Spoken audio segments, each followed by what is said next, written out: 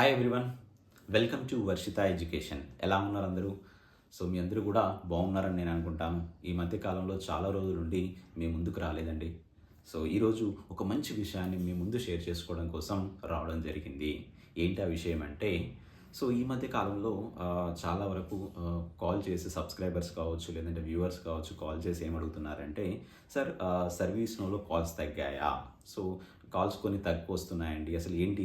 కొంతమంది ఏమడిగారంటే సబ్స్క్రైబర్స్ కూడా, సార్ ఒక వీడియో చేయండి, సో అసలు సర్వీస్ నోలోకి రావాలంటే మేము ఏం స్టెప్స్ తీసుకోవాలి, ఒకవేళ వచ్చిన తర్వాత ఎలా నేర్చుకోవాలి, ఏం చేయాలనేటువంటి డీటెయిల్స్ అయితే అడగడం జరిగింది. సో ఇవన్నిటిని మీకు చెప్పడం కోసమే ఈరోజు మేము ముందుకు రావడం జరిగింది.